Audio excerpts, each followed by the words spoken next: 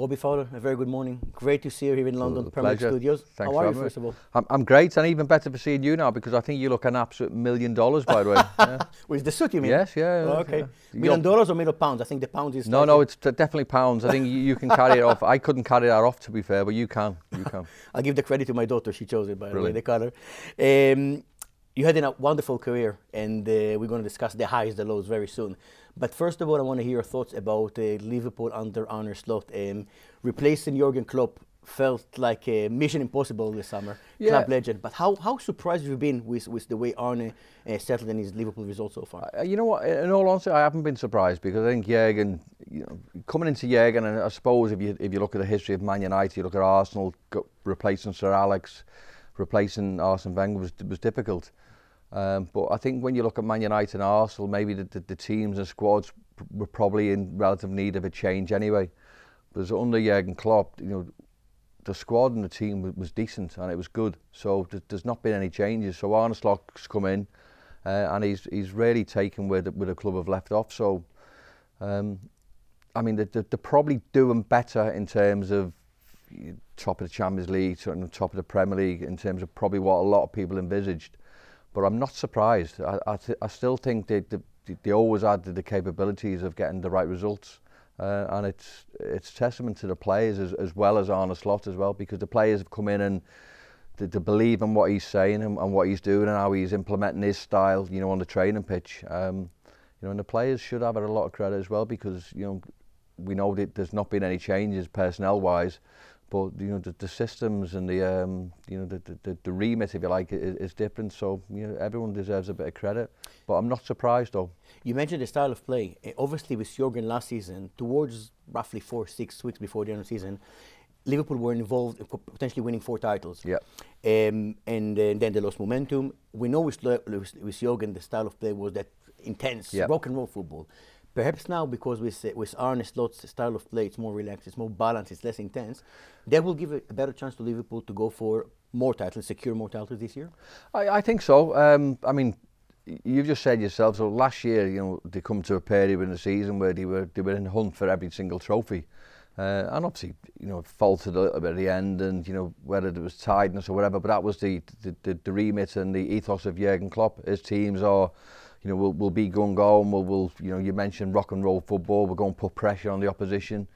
And it sort of fell into a lot of teams' game plan, if you like, because other teams were waiting for Liverpool to make mistakes. The vulnerability of Liverpool at the back, I think was fairly obvious and plain for everyone to see. And that's probably one of the reasons why maybe they did come unstuck, because that time they were a little bit too forward thinking. But now Arne Slot, he's in there, and the remit now is certainly more methodical in terms of how his approach to games and how his approach to the opposition, and as opposed to us making mistakes, he's waiting for the opposition to make mistakes, and I think I love that about him. I love that about the game now. There is more of an easy approach, and look, we know how quality the players are, and if you've got quality players, and eventually you will hurt the opposition.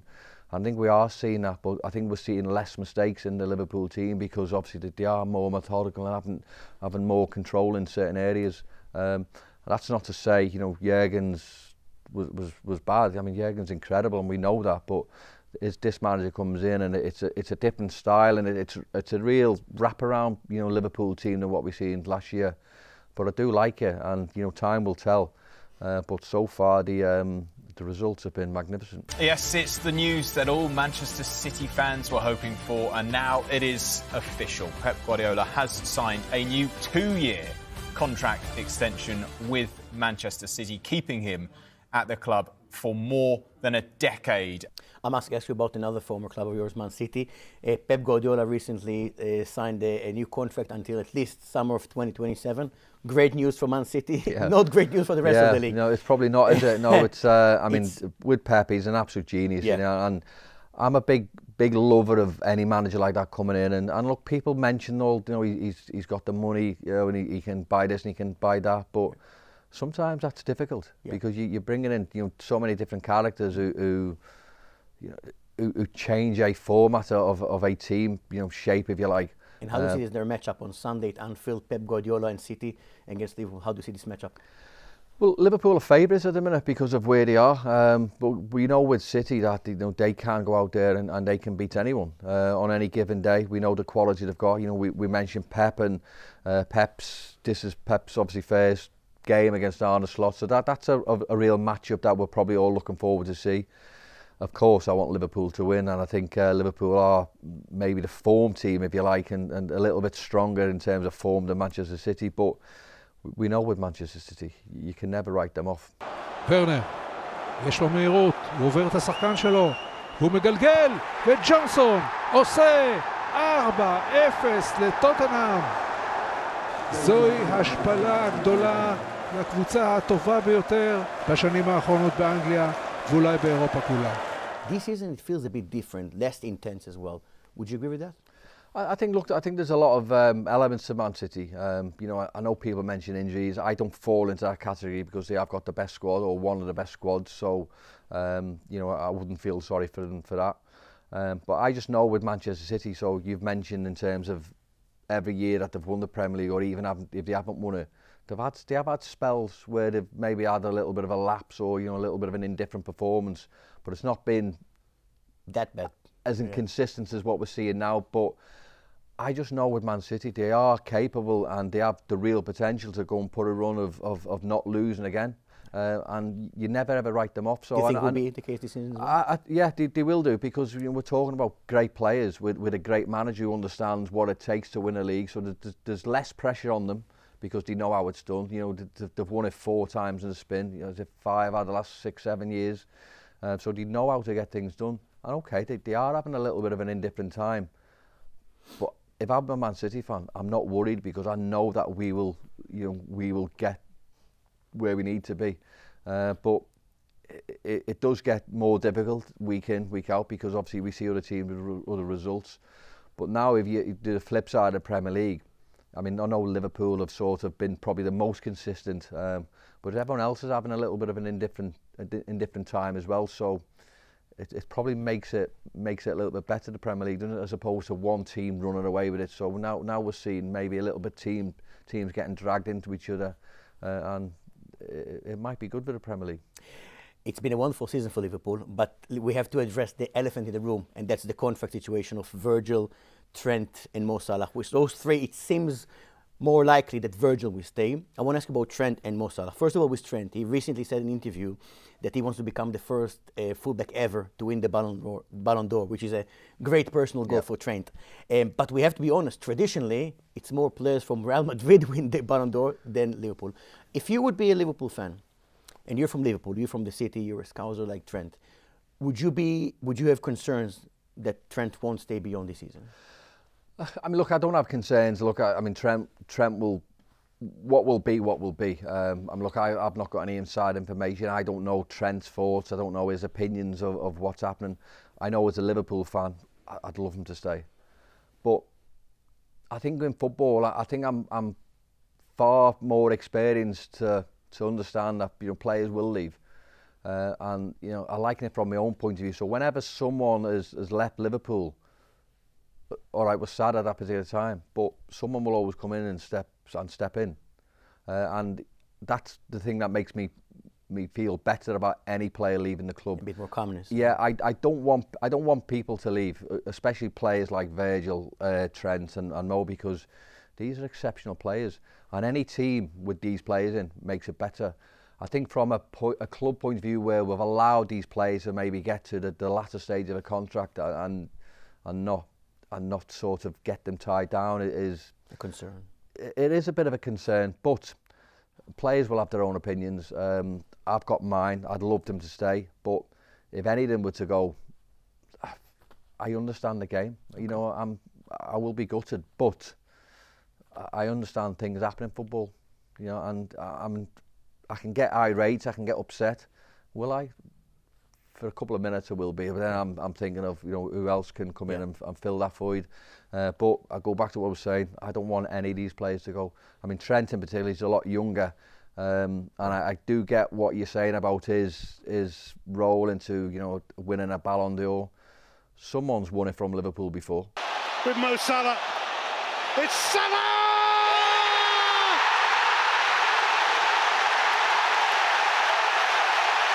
Fantastic! Mo Salah, I mean, from his perspective, as you mentioned, he's older than Trent, obviously, a few years older. From his perspective, what do you think motivated him to stay at Liverpool, maybe to remember as the greatest striker in the history of Liverpool, and for him not to move to the big money that Saudi offers, for example? Well, it's funny because people talk about the big money. So, you know, he will get big money if he signs a contract at Liverpool. So I don't think it's fundamentally on Mo Salah to sign a contract. I think it's up to Liverpool to offer him what he wants. Because his stats and his performances dictate that he should be on, you know, an absolute great contract anyway. So there's no doubt that there's conversations to be had, but you know how far apart they are. I mean, I haven't got a clue. With obviously Mo, I think the club just needs to come out and say, well, look, this is the best contract we can offer you. If you don't sign it, then you know potentially you've got to go. And again, that is possibly a sad state of affairs if that happens. But I think the club needs to come out and just say, well, look, this is our best contract offer. And then, you know, everyone's sort of aware of what's happening now. The conversations where, you know, will probably be happening behind the scenes, and we as supporters don't know. And I think that's probably the disappointing fact, is that we want players to sign contracts and we want to know what's happening. But the fact is that we haven't got a clue what's happening makes, you know, for conversations, it makes for people's opinions to change and differ. But, you know, you'll be amazed if there's not conversations. But go back to what I was saying then, the club have just got to come out and say, well, look, we're going to give you this. This is the best contract we can give you. If you don't sign it, then something's got to be done. And he will get money somewhere else, we know that, but he's going to get money at Liverpool. And you've got to remember he's also got off-field contracts as well. So I don't think money is the thing. I think it's maybe the amount of time his contract. Now, you know, the age might come into it. You know, he's 32, 33 now, Mo, and, you know, whether the club want to give him 2, 3, 4 years or whatever, that's maybe the issue, as opposed to the money. Oh, beautifully done, Fowler, wrong footing Staunton, and look at the shot, oh! Screamer, 2-0! This is irresistible stuff. Let's talk about your wonderful career. In a few months' time, you will turn 50. I'm still 21, man. You look younger than me, that's for sure, don't worry about it. I could probably ask you to choose your top 50 or 100 careers of your career, but our time is limited here. I wanna ask you if you can rank your top 3 moments of your career, third, second, and your best moment of your career. I mean, off the top of my head, I think any time you win something, I mean, I always want to win the FA Cup, so I think that was maybe as a kid growing up. I know, obviously, we talk Premier Leagues. It's crazy. Michael Owen gave me a similar answer. How much the FA Cup meant to him as well. I love the FA Cup, and I think we sort of don't appreciate it as much as what we did. I loved that. That was the first, you know, trophy I ever wanted to win. I suppose my other one would be making my debut for Liverpool. Hutchinson curling in there. Oh, terrific goal by Fowler! A goal on his debut, and what a beauty it was! You know, I had the career I was because a manager was lucky enough to give me, and not lucky enough, I was lucky enough for the manager to give me the opportunity. And obviously my other one would be re-signing for Liverpool. When I think of my career, if you like, you know, I was lucky enough to score goals, win trophies, you know, have England caps, but it sounds a bit silly this, but I've never probably appreciated Liverpool the way I should have done. Until you because left. Yeah, because I'd been at Liverpool from when I was 11 years old, going through all the ranks, so I maybe didn't appreciate them, and I never knew anywhere else. But when you go and play for someone else, you realise how big and how special Liverpool is. And again, that's not being disrespectful to any other club who I played for, but Liverpool, unbelievable. And getting a chance to re-sign was better than winning trophies. That was better than scoring goals, but that meant for me going home and going back to Liverpool. I don't think anything gets better than that. This is the second coming for Robbie Fowler. He signed as a professional 2 days after his 17th birthday here, Robbie Fowler. And now in his 30s, he returns. Let's talk about England. England got a new manager, Thomas Tuchel, who will start his job officially in 2025. There was so much debate since he's been appointment in the country about the fact he's not English. The fact that Thomas Tuchel is German, there'll be German in the England dugout. From your point of view, are you okay with that? It doesn't matter his passport, or no, you would like to see an Englishman managing England? Look, I think in the future, of course, I would, yeah. But I think if you're looking now, don't think there's any men who fit a better position than Tuchel. I think his record is phenomenal. We know he's a great manager. What he's on Chelsea. Yeah, and look, for now, it's the best man for the job, you know, and the best man who was available. So, you know, I'm happy with that. I think in the future, yes, I think if we've got like maybe an influx of great managers coming through, but, you know, maybe the conversation shouldn't start with the FA. Maybe it should start with the Premier League teams about them promoting English managers if that's the route you want to go down. Because, I mean, Tuchel is class, isn't he? And he, for me, is probably the best man for the job at this particular time. Who knows in the future? You know, the best men for the job might be English. But, I mean, I've got to be careful how I say this, because I've managed overseas, and, you know I've been looked after. So, you know, I don't believe it should and only be an argument for having English. You've got to have whoever's available and the best for the job at that particular time. And look, you know, I'm happy with it, because he's a good manager. עוד יציאה קדימה, והנה דן ג'יימס, זה צריך להיות השוויון. ג'יימס עם הרוחב, מנור סולומון קובע 1-1 בדקה 20. ברכות למספר 14 שלנו על שער בכורה בלידס יונייטד. You got a very strong Israeli connection. You used to be Ronnie Rosenthal roommate at Liverpool. Yes, he was. You played with Eyal Berkovic at City. You obviously know Benayoun from his Liverpool days. I want to ask you about your former club, Leeds United. They got on loan our Israeli winger Manor Solomon on loan from Spurs. I'm sure you follow Leeds. From what you've seen from Leeds and from him, what do you think about that move? And if Leeds will go up, this is what they're aiming for, to go up to the Premier League, do you think they'll keep him next season? Yeah, I mean, look, it'll be interesting. I think it depends how well he does, obviously, in terms of you know, doing well in the Championship. You know, I did see him, you know, come on a few times at Spurs and done really well. But he's at a club now where the pressure is probably great on him. So I think that might put him in good stead, actually, because I think as a player sort of developing and growing in the game, I think it's good to feel pressure, and it's good to know what that pressure feels like, because you can either rise to that occasion, or you can sort of dwindle. And obviously, knowing him the way I do, I think he's a potential to sort of rise, and I think that might be better for Israeli national team in the future. Leeds is a big club. Ellen Road is a great stadium. They are a great club, great fans who are passionate and will get right behind them. So I think my advice to him, if he goes there and puts in performances and puts in a work ethic that, you know, the Leeds fans want, then he'll do remarkably well. If you're at a club who sort of get promoted and the confidence from you as a player starts to shine through, then, you know, you see a better player, or you see a better player and a better version of what we've seen. So, you know, time will tell, but he's at a great club who will definitely sort of get behind him if he's putting in the performances. I can see that love you have for Leeds coming through. I do like Leeds. I've really got a lot of time for them. You played with incredible players throughout your career at England and also club level as well. So I'm going to do a bit of a knockout stage competition with you. I'm going to put through a couple of names, and you're going to decide who you think, from your perspective, was better, and that player will progress to the next round, and then we're going to see. I think I've seen who was the greatest from your perspective. Let's start with Rio Ferdinand versus Jamie Carragher. Who's going to the next round? God, you've killed me straight away there, haven't you? First round, no mercy. I've got to go Carragher, because he's I'm Rio Ferdinand's brilliant, but I'm saying Carragher. Carragher or Eyal Berkovic? Right, I'm going Berkovic, different players.